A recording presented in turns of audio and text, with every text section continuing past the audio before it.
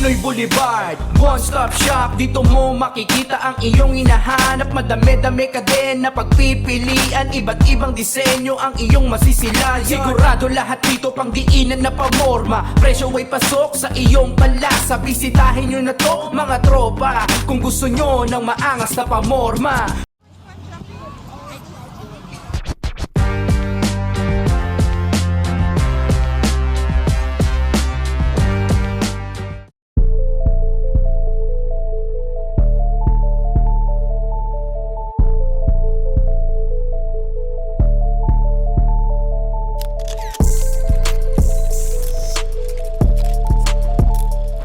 Motos Battle League, Hantungan 5, nandito pa rin kami sa Southern Place, Resto Bar sa Pasig, pang-anim na laban na gabi, pag-ingay tayo para sa parating nating laban.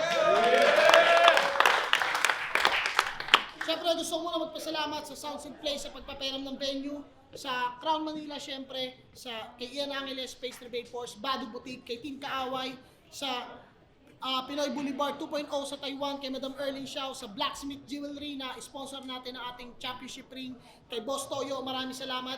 At sa Big Daddy Apparel, sa MMXNN Clothing, sa Linya Linya, maraming salamat. Sa Siren Rap Battle League, sa lahat ng mga tropang sumusuporta sa amin.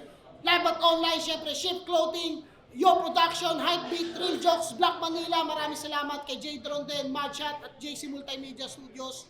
Ito, laban to sa kanan, galing pa ng Tondo, magingay para kay Da Vinci. Hello, Da Vinci. Shoutout sa MMXNN Clothing at sa Cool Hub. Kung meron kayong aircon needs, PM nyo lang ako. Yun, Cool Hub, sa mga kailangan ng aircon dyan, mga kailangan ng repair at mga unit, PM nyo lang yung page nila. Sa kaliwa naman, galing ng Iligan, Cebu at Laguna, magingay para kay Marshall Bonifacio. Yo, Rapolo, di mo kaya 063. Shoutout sa The Turf. Rest in peace kay Omar Jabbar. Yeah.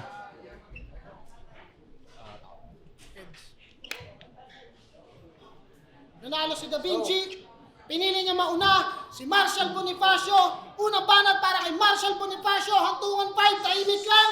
Pakinggan natin. Yeah. Motos Game! Nung Renaissance period, si Leonardo da Vinci, yung best at kanyang mga guhit iba.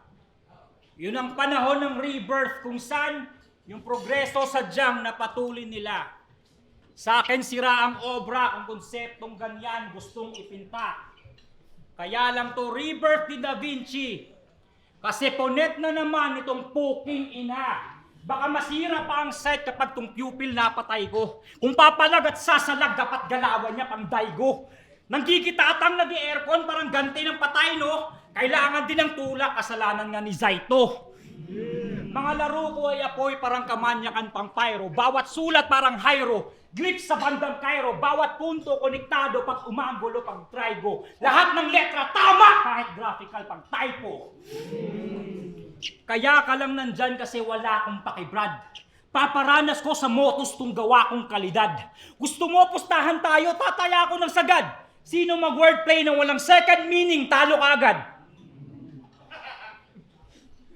Stereotypical motos MC pare, ain't that fun? Fake angles, fake personals, fake ass guns. Kaya nalugi shop ni M-Site fucking lame whack bomb. Cause you be reppin' got bars and you ain't got none. Let's go!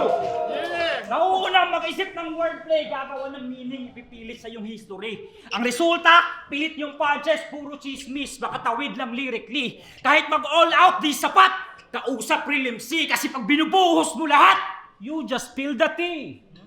Mga gawa mo laging cap habang yung punches ko pang hats off. Mga gawa mo laging cap habang yung punches ko pang hats off. Pinaghirapan at inaral, estudyante to ng hard knocks. Walang palabas na chismis kung classic mga bars book. Sulisin mo na speak bitch, ibang klase to na start talk. Umasta ka mang angat at maghanap ka ng ambang. Nangangarap ka magpa-autograph, galawan na panggap. Sa sobrang galing ko, tinatanggap ng mga gods. At sa sobrang inconsistent, tinatapat sa mga wak. Anong marsyal magpapakita? What? Anong marsyal magpapakita? Baka yung classic na to. Para sa akin nga, mahina lahat ng dating ako. Huwag kang bilib sa iyong sarili dito, tangina mo. Kung naghanda ako ng maigi dito dahil sa'yo. Hindi ito pagbaba ng level. Huwag kang magkamali, bata. Biggie shot mo to, wasak sa dadamhing tama. There's levels to this shit.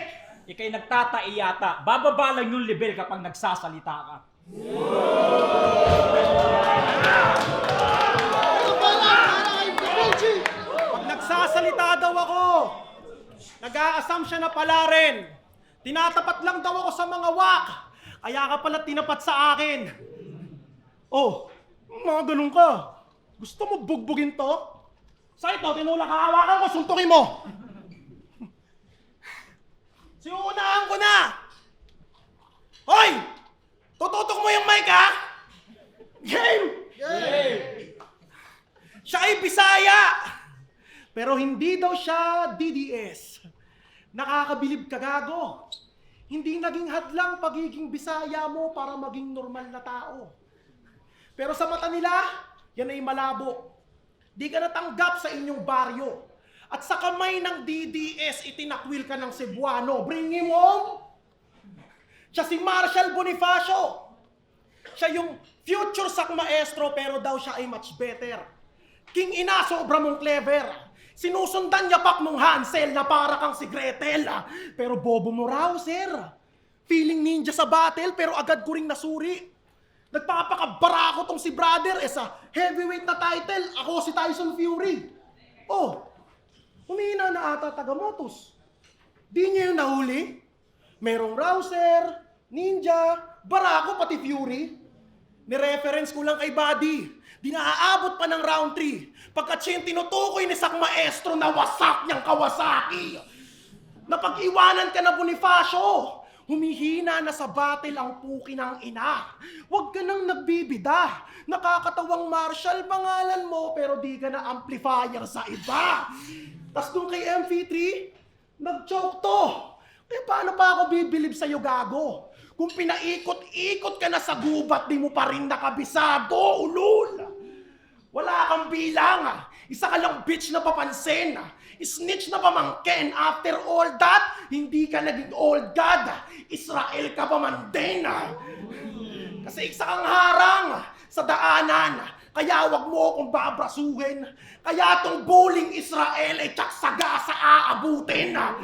Mas magaling ka sa akin noon, bago dumayo sa kamay nilaan, na yung dating rising star ay madaling nabantilawan, na biktima ng katakawan, naging tanga na kadalaban. Kaya anong Marshall? Baka the Martian kasi nga napag-iwanan. Naging tanga na kadalaban, naging dakilang carbon G. Kaya tong Israel mabayo, dapat na mabiopsy. Ano old ka? Hindi. Ito nakatakda na prophecy.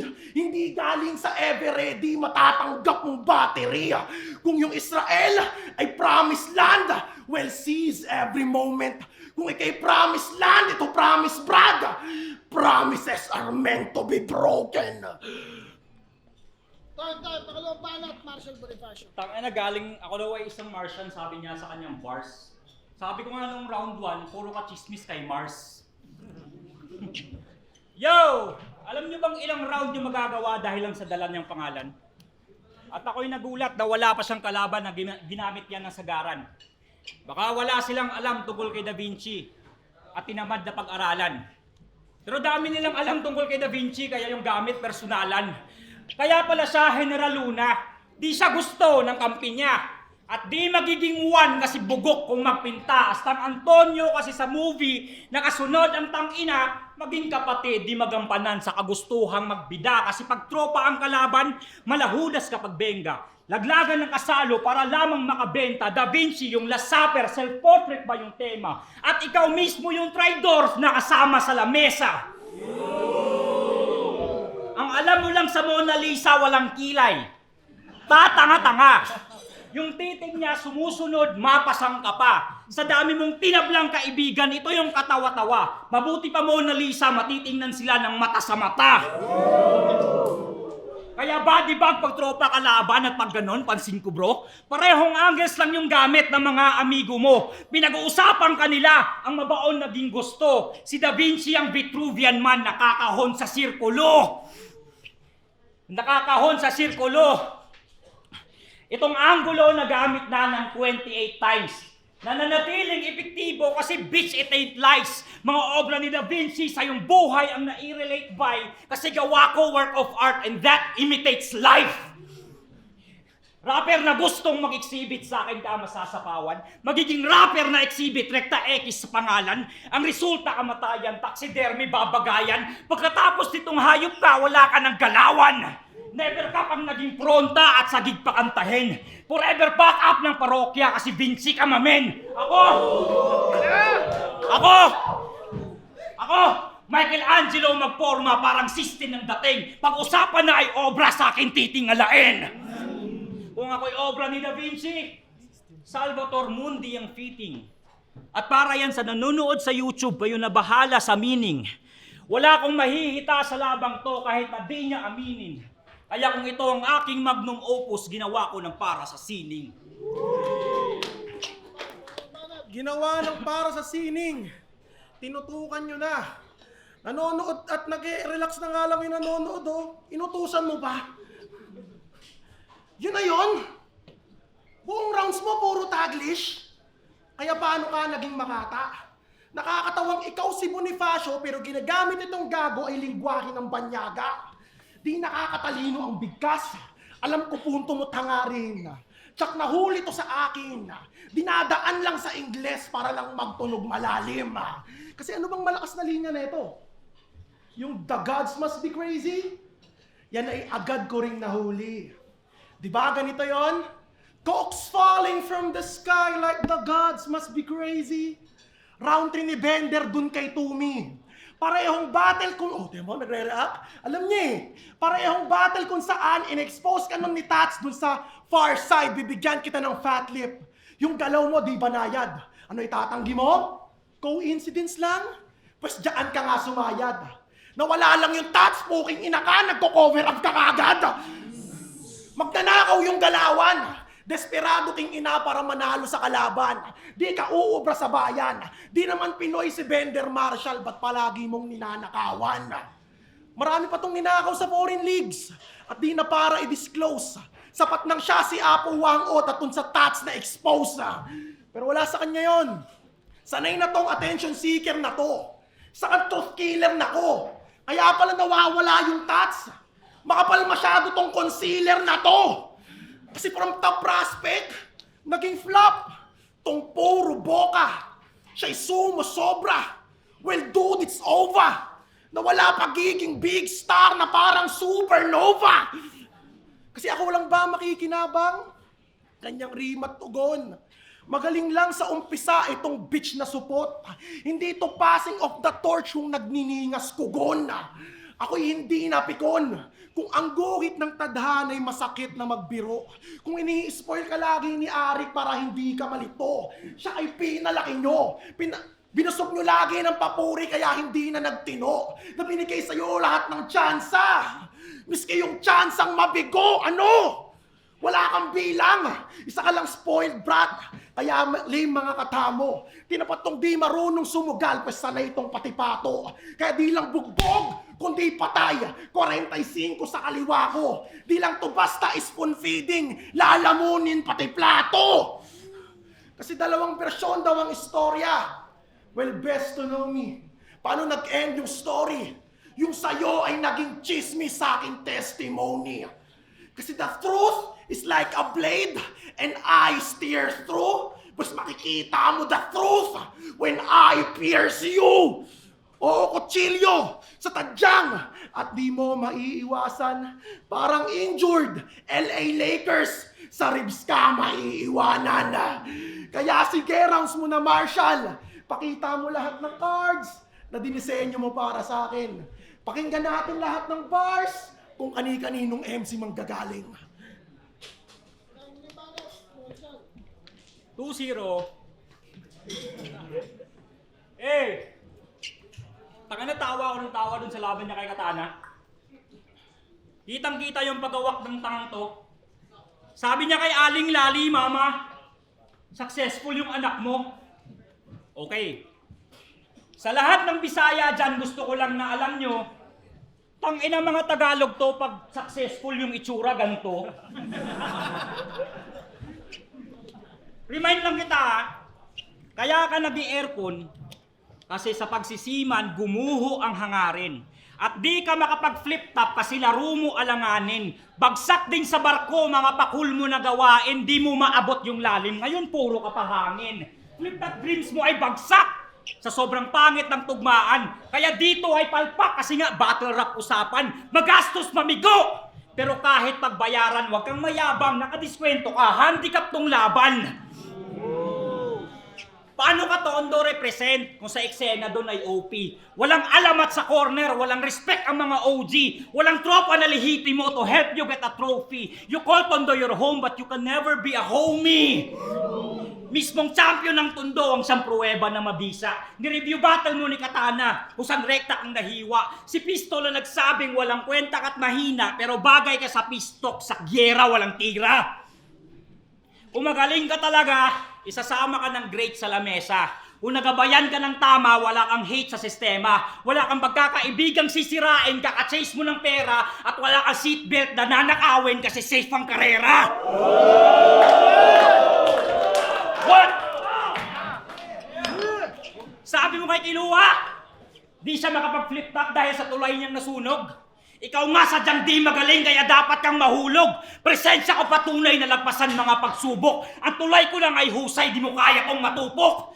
Gets ko, questionableng ligasiya kasi nagtatatalo. Pero may mga ligasiya kumukonsumo sa aking bawat bato. Iyabang mo kay Aling Lali yung tapatan na to, pinaka-success mo sa karera ang mga laban ako.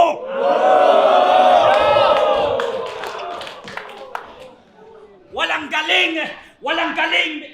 Walang galing pero sapik ay nasabik agad ng gago. Sibak sa paghangin parang mali kanyang trabaho. Madali siyang nagapiyat na aliw ang mga tao kasi God must be crazy.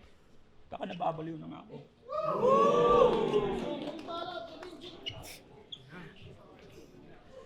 Sabi niya sa laban nila ni M-Site, pag nagkalaban daw siya sa Motus, hindi siya sisipot. Alam mo, gusto ko na nga lang din mag-PM kay M-Site eh. Kung anong plano sa'yo, naisip ko na rin, magkabit na lang kaya ako ng aircon sa araw na to. Pero hindi. Alam kong di mo gagawin yan. Kasi need ito ni brother. Dahil nagpapapansin yan kay Arik para mabigyan ulit ng battle, di ba? Pero bakit dito sa Motus? Kasi mas trip mo yung advantage, mas inabot mo yung carnage. Dito mo piniling lumapag dahil alam mong dito mas may challenge. Pero kung bakit ka nandito, ang sisihin mo, si Enigma.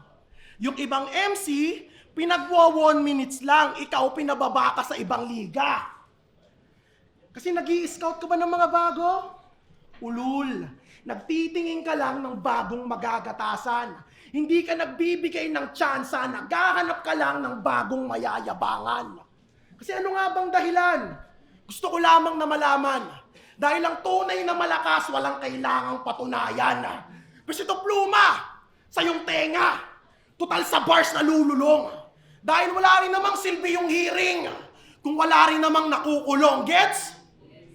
Kasi marami pa akong bagay na di mo kayang gawin. At respetuhin mo yung taong hindi mo kayang maging. Oo, walang malaking nakakapuwing.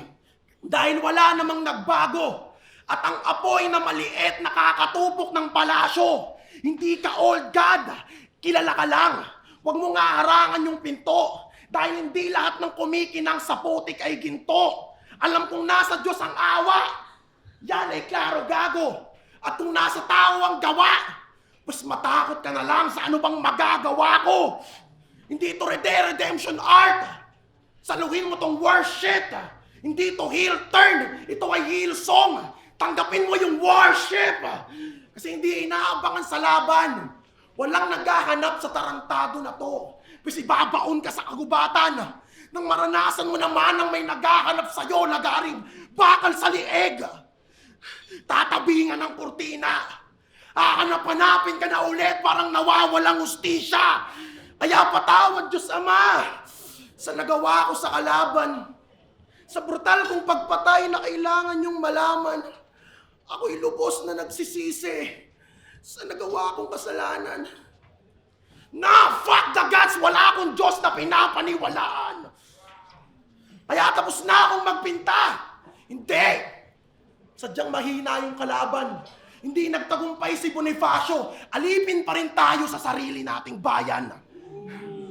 Kasi yung matchup niya, ang bobo! Pero di na para itulak pa ako ng ulo nitong liga. Sapat ka na para, sapat nang ikaw yung nagtulak sa akin papalapit dun kay Enigma.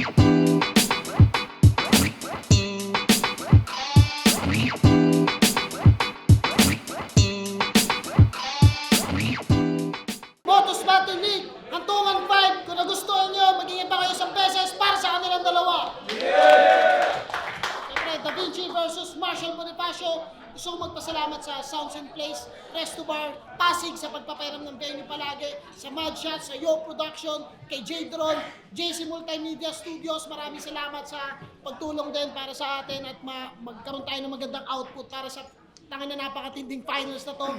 Sa mga Soto, Crown Manila, syempre, Floodway Hustler, yan, check nyo yung page nila. Maraming salamat. Kahit labas yung siko ko. Pero yun, maraming salamat. Pero ang boto ng Urado, 3-0, magingay para kay Marshall Bonifacio. Yo, gusto ko lang shoutout si Da Vinci. Solid. Shoutout sa The Turf. Rest in peace kay Oma Jabar. Hustisya para sa Cebu at sa lahat ng place sa Pilipinas na nasalanta. Grabe yung panggagago natin. Tuloy natin yung laban. Peace. Yan, Da Vinci, yun nga, kung meron kayong lead sa Aircon, Cool Hub. Tas shoutout sa MMXNN, PM kayo sa page nila at sobrang lakas ni Marshall Bonifacio. Masaya ako dun sa ganung performance niya. Thank you.